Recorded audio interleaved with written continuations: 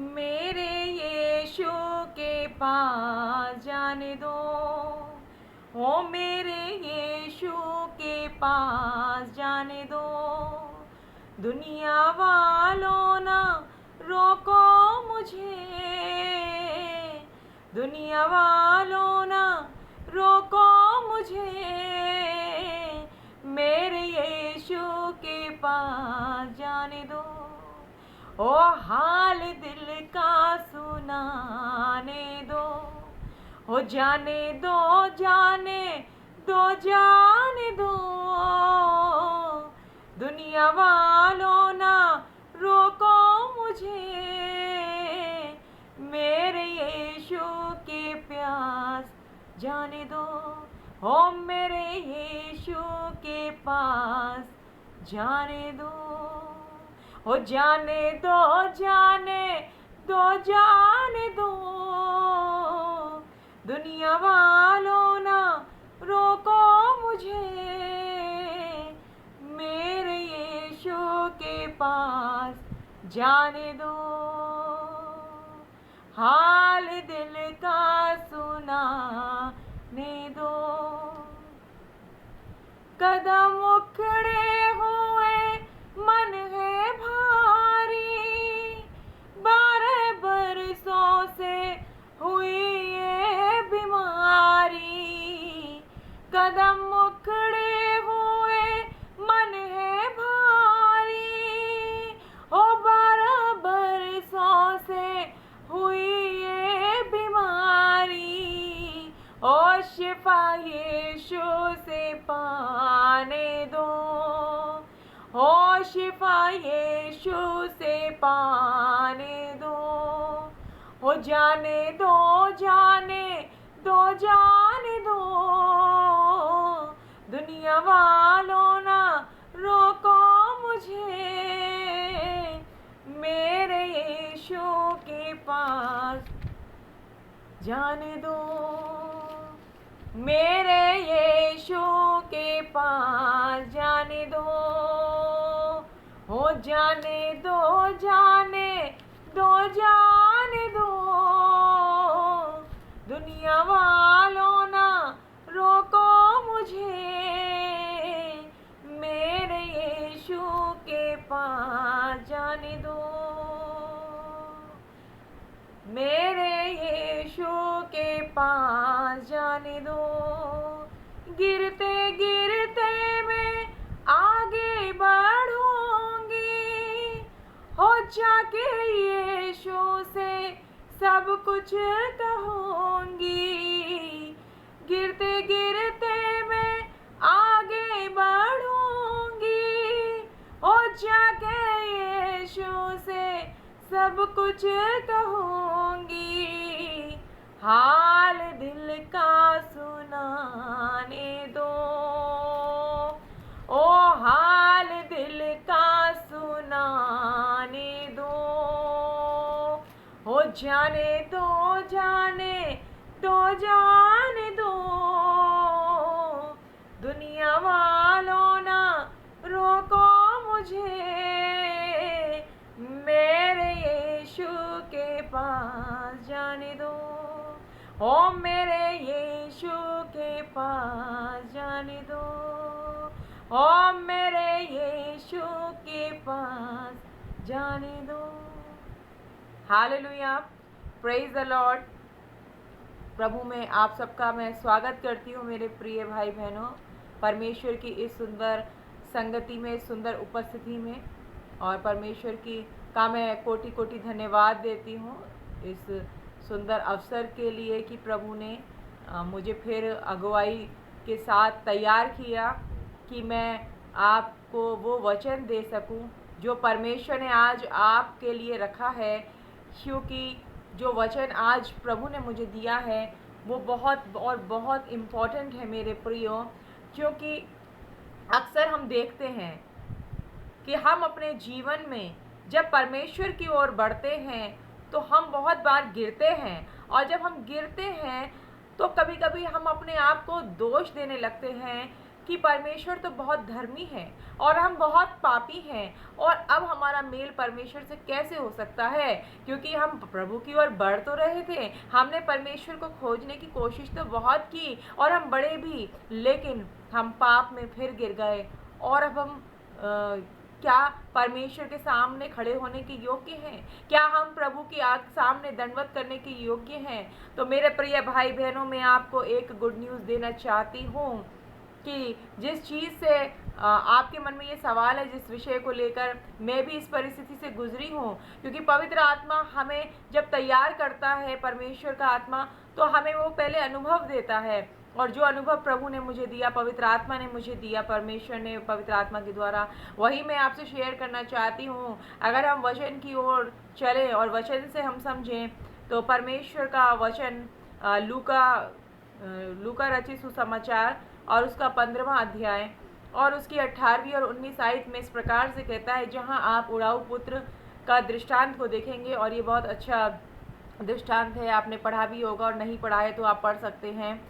और यहाँ पर इस बात को लिखा हुआ है कि जैसे हम अपने आप पर दोष लगाते हैं कि हमारे अंदर दोष की भावना दुष्ट शैतान डालता है, इसी तरीके से उड़ाऊ पुत्र ने क्या कहा कि अब इस योग्य में नहीं रहा कि तेरा पुत्र कहलाऊं और मुझे अपने एक मजदूर की नाई रख ले। यानी कि मैं एक समय में तेरा बेटा था, तेरी सारी दी हुई चीज़ों का मैं आनंद लेता था, लेकिन अब मैं अगर बात भी करूं तो मैं इस लायक नहीं हूं, तो तू मुझे एक नौकर के समान रख ले ताकि मैं रह सकूं।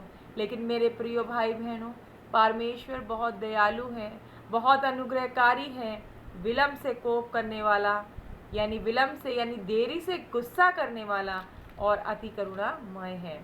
और इसी बात का जवाब, जैसे यहाँ पर ये अपने आप को दोष लगा रहा है, इस दृष्टांत में हम देख सकते हैं उड़ाऊ पुत्र कि मैं इस योग्य नहीं हूँ, कि मैंने इतने पाप किए हैं कि मैं अपने पिता के घर में रहूँ, तो मैं एक मजदूर की नाई रह लूँ। लेकिन परमेश्वर अपने इस सुंदर वचन से, जो जीवन की रोटी है, जो हमारे जीवन को अपने ज्योति से प्रकाशित करती है, प्रज्वलित कर देती है और हमारे जीवन के अंधेरे को मिटा देती है, मेरे प्रिय भाई बहनों, परमेश्वर इसी सवाल का जवाब आपको दे रहा है इस वचन के द्वारा, जो हम रोमियो की पुस्तक और उसका 5वां अध्याय और उसकी अगर हम 6ठी आयत को देखें, और 6ठी आयत से लेकर रोमियो की पुस्तक उसका 5वां अध्याय और 6ठी आयत से लेकर हम 9वीं आयत तक पढ़ेंगे, तो यहाँ पर हमारे सवाल का, आपके सवाल का, मेरे सवाल का जवाब है, क्योंकि जब हम निर्बल ही थे तो मसीह ठीक समय पर भक्तिहीनों के लिए मरा।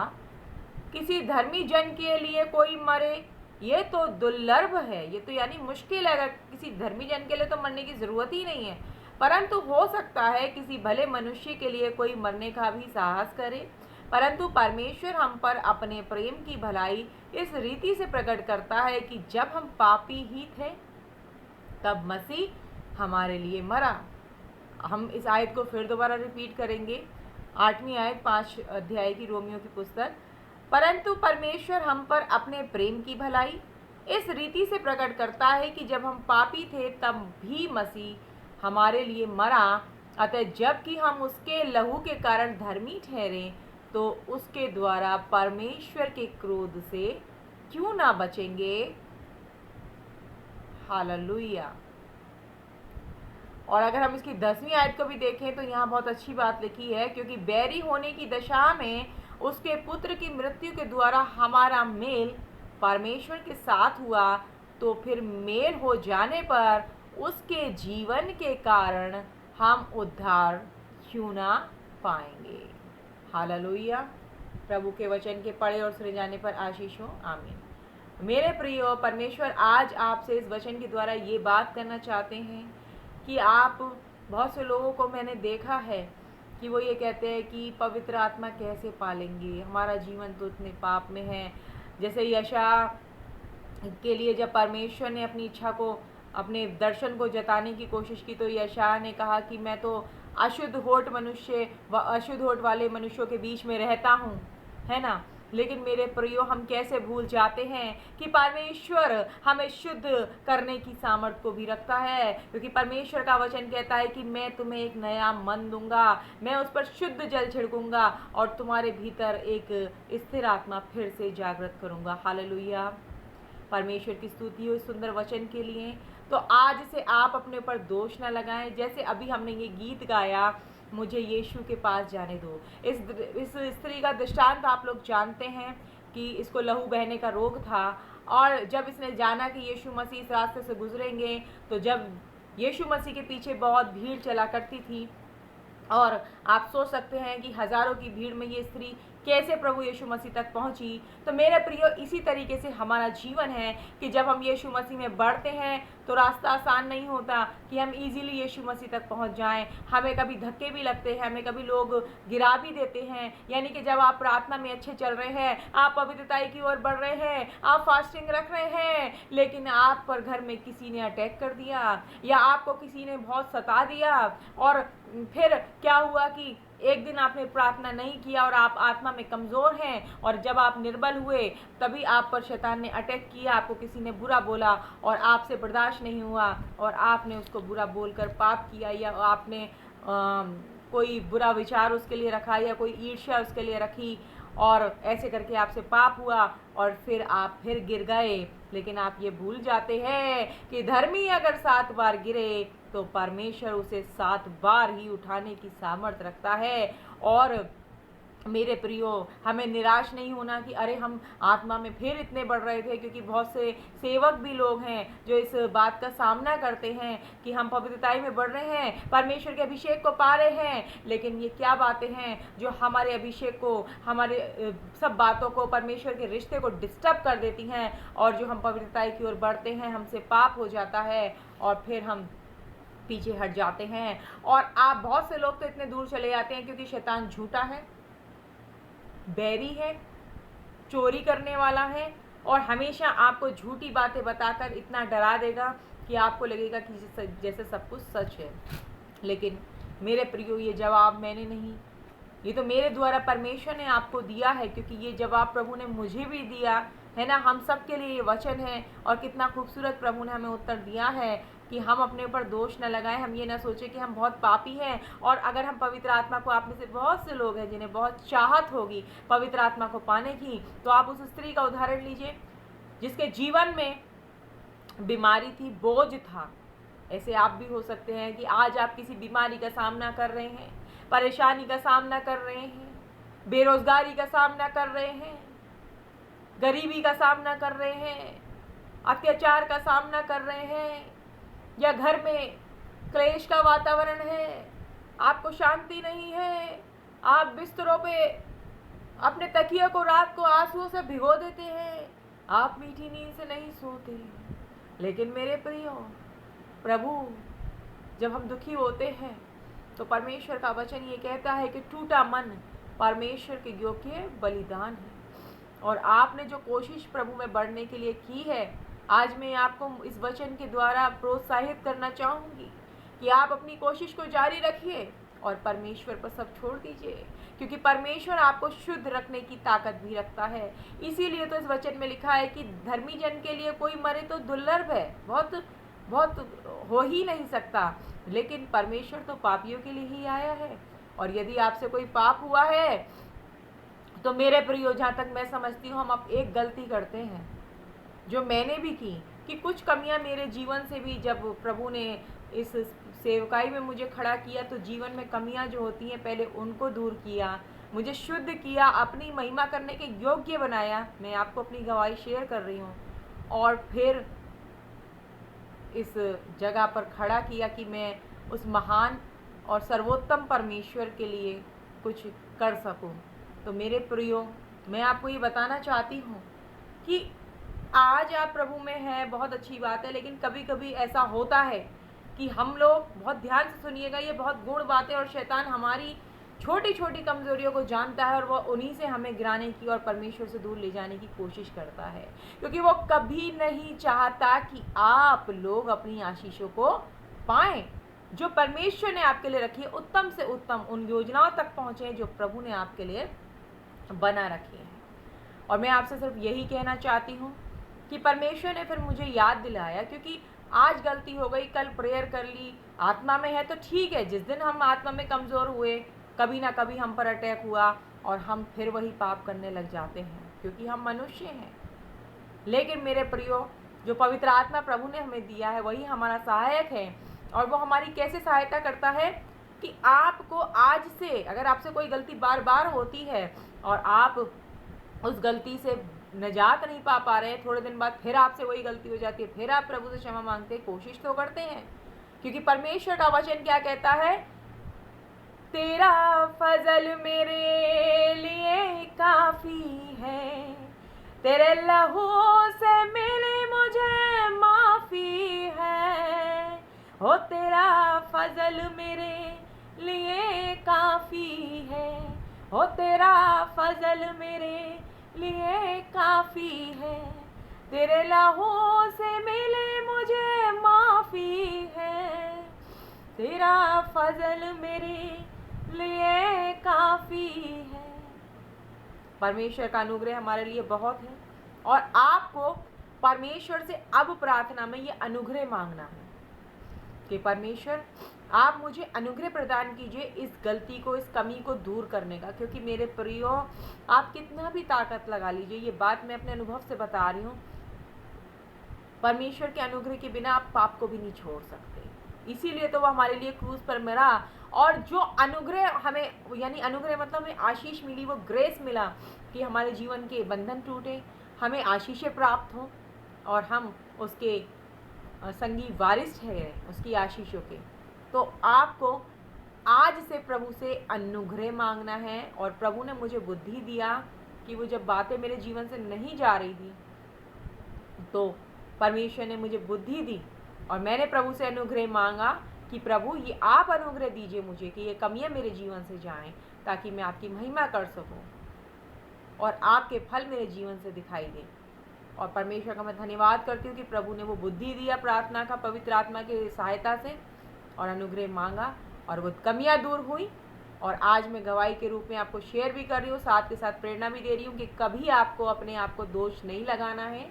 प्रभु आपके लिए इतना बड़ा बलिदान देकर गए हैं, उस बलिदान को ज़ाया नहीं करना, क्योंकि वो आपसे बहुत प्रेम करते हैं, आपकी बहुत चिंता करते हैं। और आप अगर रोते हैं तो वो आपके साथ रोते भी हैं। आप प्रभु के प्रिय पुत्र और पुत्रियां हैं और उसी की आशीषों के संगी वारिस भी हैं। इसलिए जैसे उस स्त्री का हमने गीत गाया कि गिरते गिरते मैं आगे बढ़ूंगी, है ना, अपने यीशु से सब कुछ कहूँगी। आप गिर रहे हैं, परमेश्वर आपको उठाएगा, लेकिन आपको कोशिश करते रहना है और प्रभु से अनुग्रह मांगिए तो डेफिनेटली आपको कोई गिराने वाला, जब प्रभु का अनुग्रह पूर्ण रूप से आपके ऊपर होगा, आपका प्रभु का फेवर आपके ऊपर होगा, तो शैतान आपका बाल भी बांका नहीं कर सकता। आप याद रखिए, आपके सर का एक एक बाल गिना हुआ है और आप बार बार पाप में नहीं गिरेंगे मेरे प्रियो। लेकिन आप जब इस बात को गंभीरता से लेंगे, ये नहीं कि आपने नॉर्मली ले लिया और फिर पाप हो गया, अगर आप गंभीरता से लेंगे और आप प्रार्थना करेंगे तो प्रभु आपको ज़रूर अनुग्रह देंगे। साथ ही साथ आप उसकी आशीषों को पाएंगे। जैसे उस स्त्री से हम सीखते हैं कि वो गिरी, रोई, लोगों ने धक्का भी दिया होगा, बहुत से लोग उसे कुचल कर भी निकल गए होंगे। ऐसा होगा आपके जीवन में, बहुत से लोग आपको धक्का भी देंगे, पीछे भी हटाएंगे, गिराएंगे भी। आप जब प्रभु में आनंदित होंगे तो आपके आनंद को डिस्टर्ब कर देंगे, आपको इतना गुस्सा दिलाएंगे कि आपको उनसे लड़ने के लिए आप मजबूर हो जाएंगे। लेकिन उसी समय वो अनुग्रह होगा कि आपको वो सब कुछ बर्दाश्त करना सिखाएगा, आपको जो आपको गाली दे रहे हैं उनसे प्रेम करना सिखाएगा, उन्हें आशीष देना सिखाएगा। मेरे प्रियो, यही तो प्रभु का महान बलिदान है क्रूस पर, जो उसने हमारे लिए दिया कि आज उसी अनुग्रह से, अनुग्रह से ही हम आशीषों को प्राप्त करते हैं। और हम अंत में देखते हैं कि उस स्त्री ने क्या किया कि उस चंगाई को प्राप्त किया और प्रभु यीशु मसीह तक वो पहुंच गई, यानी कि जो उसे चाहिए था वो उसे मिल गया। और मेरे प्रियो, इसीलिए हमें आज से परमेश्वर के उस अनुग्रह को मांगना है ताकि हम उसकी आशीषों के वारिस ठहरे। प्रभु आपको बहुत ऐसे आशीष दे और प्रभु में बढ़ते रहिए और आशीषों को प्राप्त करें। Praise the Lord, hallelujah.